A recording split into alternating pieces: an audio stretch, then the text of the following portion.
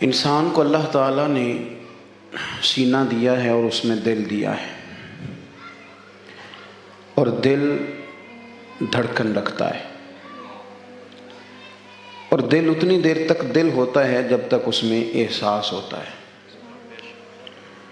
اور جب اس میں سے احساس نکل جاتا ہے تو پھر پورا صحت مند، طاقتور، مالدار، وزادار، بڑے گھر والا، بڑا نام رکھنے والا آدمی بھی بیکار ہو جاتا ہے۔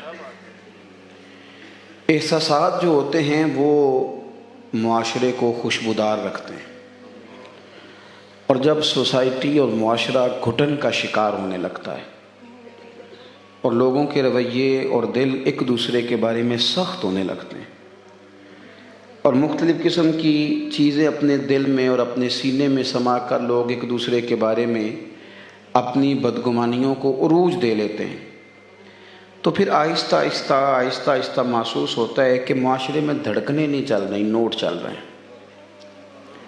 محسوس ہوتا ہے کہ اب لوگ لوگوں سے نہیں ملتے، لالچ ایک دوسرے سے ملتا ہے۔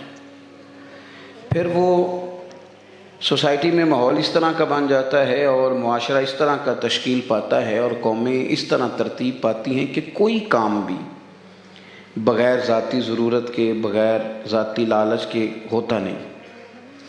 میرے عزیزو، عرب کا جو معاشرہ حضور سید عالم صلی اللہ تعالیٰ علیہ وسلم کی تشریف آوری سے پہلے ہے نا، وہ دلوں کی سختی کا معاشرہ ہے۔ اس میں طبیعتیں سخت ہیں، ایک دوسرے کے بارے میں سخت ہیں دل لوگوں کے۔ یعنی یہ تقریر عام ہوتی ہے اور ہم سنتے رہے کہ باپ اپنی بیٹی کو زندہ دفن کر آیا ہے۔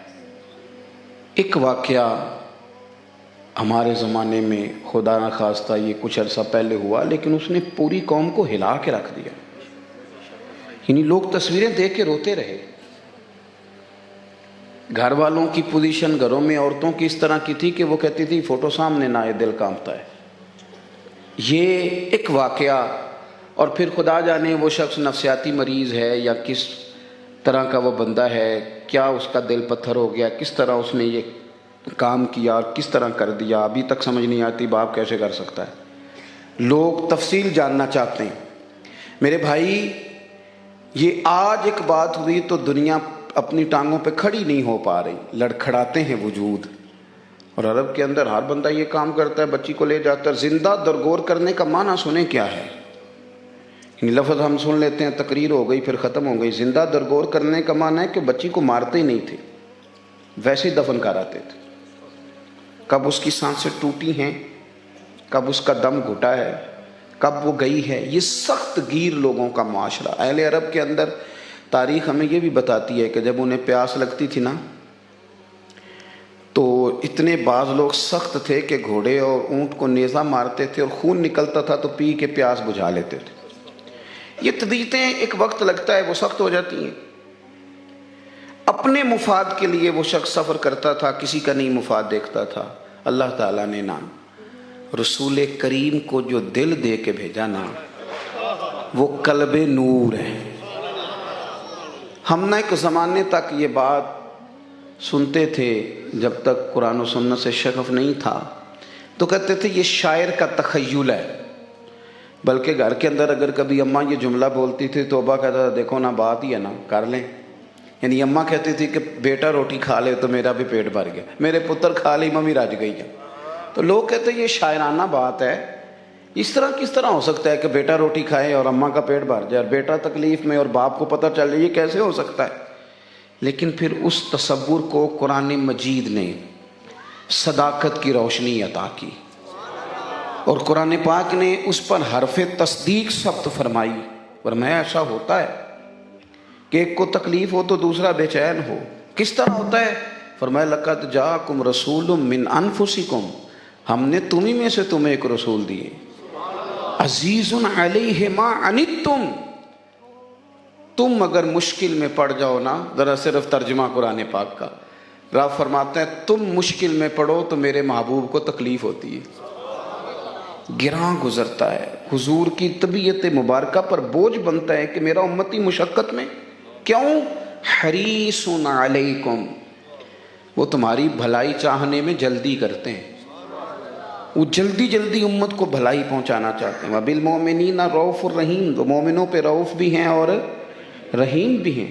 عزیز بھائی، حضور کا امت کے ساتھ جو تعلق ہے وہ یہ ہے کہ کسی کو تکلیف نہ پہنچ جائے، کسی کو پریشانی نہ ہو. شریعت آئی ہے نا، دین آیا ہے، تو اس کا بھی ایک خاص اسلوب ہے دین اسلام کا. حضرت عائشہ صدیقہ رضی اللہ تعالیٰ عنہ فرماتی ہیں کہ اگر دو باتوں کا حضور کو اختیار دیا جاتا کہ ان میں سے یا یہ قبول کر لیں یا یہ قبول کر لیں، اگر دو باتوں کا اختیار دیا جاتا نا، میری بات کو آپ نے سمجھنا ہے، تو اماں فرماتی ہیں کہ حضور نہ ان میں سے جو آسان بات ہوتی تھی اسے اختیار فرماتے تھے. اور نبی پاک صلی اللہ تعالیٰ علیہ وسلم جب لشکر کو روانہ کرتے ابلاغ دین کے لیے، یہ غلبہ دین کے لیے، جہاد کے لیے، جب لشکر کو روانہ کرتے تو تلقین کیا کرتے؟ محبوب فرماتے لوگوں میں محبت بانٹنا، انہیں نفرت نہ دلانا. اور حضور فرماتے لوگوں پر مشکل نہ کرنا، ان پر آسانیاں کرنا. لوگوں کے لیے چیزوں کو آسان کرنا، مشکلات نہ پیدا کرنا. کیوں کہ جب کوئی شخص مشکل میں آتا ہے نا تو اس کی تکلیف جب اس کو ہوتی ہے تو وہ تکلیف اللہ رسول کو پسند نہیں. ہمارے ہاں لوگوں نے اپنی اپنی موج کے لیے لوگوں کو تکلیف میں ڈالا، اپنی آسانی کے لیے. یعنی خاص مہمان ہے جی فلانا، تو خاص مہمان ہے تو وہ دیر سے آئے گا. کیوں جی؟